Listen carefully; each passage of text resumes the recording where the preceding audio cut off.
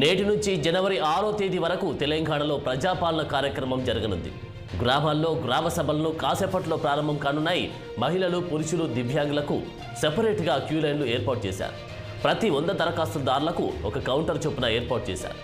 ఇక రాష్ట్రంలోని 12,769 గ్రామ పంచాయతీలు, 3,626 మున్సిపల్ వార్డుల్లో కలిపి మొత్తం 16,395 ప్రాంతాల్లో ప్రజాపాలన సదస్సులు కొనసాగుతున్నాయి.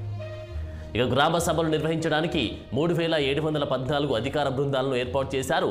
ఈ కార్యక్రమం పర్యవేక్షణకు అన్ని ఉమ్మడి జిల్లాలకు సీనియర్ అధికారులను ప్రభుత్వం నియమించింది. ప్రజాపాలన కార్యక్రమం మానిటరింగ్ చేయడానికి ప్రతి కలెక్టరేట్లో ప్రత్యేకంగా కంట్రోల్ రూమ్ కూడా ఏర్పాటు చేశారు. అభయహస్తం కింద మహాలక్ష్మి, రైతు భరోసా, గృహజ్యోతి, ఇందిరమ్మ ఇండ్లు, చేయుత పథకాల కోసం లబ్ధిదారుల నుంచి దరఖాస్తులు స్వీకరిస్తున్నారు.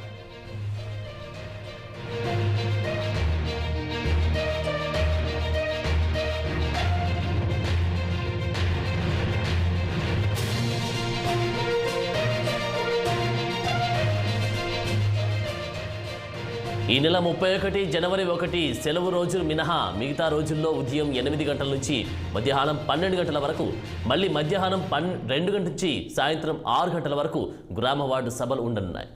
మహాలక్ష్మి, రైతు భరోసా, గృహజ్యోతి, ఇందిరమ్మ ఇల్లు, చేయుత పథకాల కోసం అందులోనే వివరాలు అధికారులకు సమర్పించాల్సి ఉంటుంది. ఇంటి యజమాని పేరు, పుట్టిన తేదీ, సామాజిక వర్గం, Aadhaar, ration card, mobile number, వృత్తి, చిరునామా, కుటుంబ సభ్యుల వివరాల లాంటి 10 అంశాలను పూర్తి చేయాలి. ఆ తర్వాత అభయహస్తం గ్యారంటీ పథకాల్లో దేనికి దరఖాస్తు చేసుకున్నారో వాటికి టిక్ చేయాలి. ప్రభుత్వం ఇచ్చిన ఫామ్లో పేర్కొన్నారు.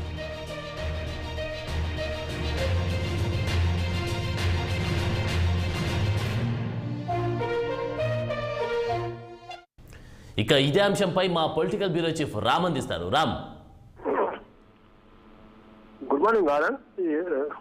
తెలంగాణలో కాంగ్రెస్ పార్టీ ప్రభుత్వం ఏర్పడ్డాక మొదటిసారి ప్రజల వద్దకు పాలన పేరుతో ప్రజల వద్దకు అధికారులను పంపించే కార్యక్రమానికి శ్రీకారం చుట్టింది.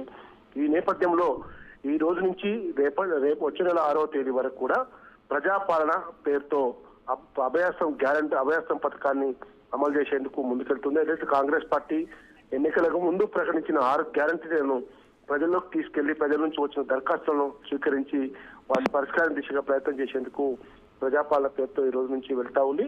ఇప్పటికే మా మంత్రులు నిన్న సచివాలయంలో కూడా దీనికి సంబంధించిన కరపత్రము, పోస్టరు, దాని యొక్క వివరణ, దాని యొక్క ముఖ్యాంశాలు అవన్నీ కూడా ముఖ్యమంత్రి రేవంత్ రెడ్డి సంబంధిత మంత్రులతో, అధికారులతో కలిసి సచివాలయంలో ప్రారంభించారు. ఈ కార్యక్రమాన్ని ఇవాళ నుంచి కూడా మొత్తం కూడా అన్ని జిల్లాలోని నియోజకవర్గ కేంద్రాలతో పాటు అన్ని ఏరియాలో కూడా ఈ ప్రజావాణి కార్యక్రమం అవుతుందని చెప్పి అధికారులకి, కింది స్థాయి అధికారులకు కూడా పూర్తి స్థాయిలో ఆదేశాలు ఇచ్చారు తెలుస్తా ఉంది.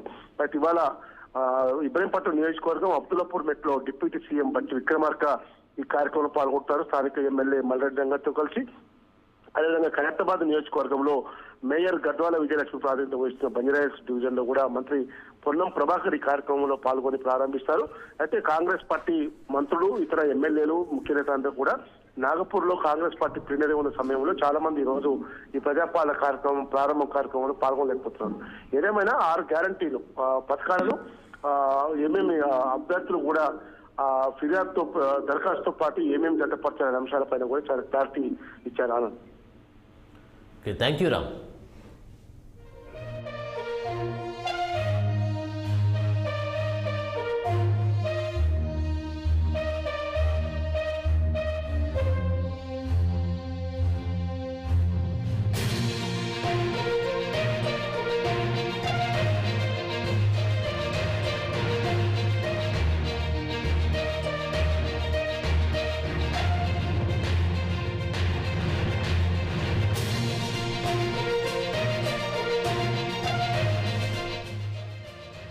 నేటి నుంచి జనవరి 6వ తేదీ వరకు తెలంగాణలో ప్రజాపాలన కార్యక్రమం జరగనుంది.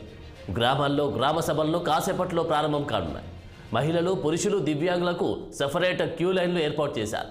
ప్రతి 100 దరఖాస్తుదారులకు ఒక కౌంటర్ చొప్పున ఏర్పాటు చేశారు.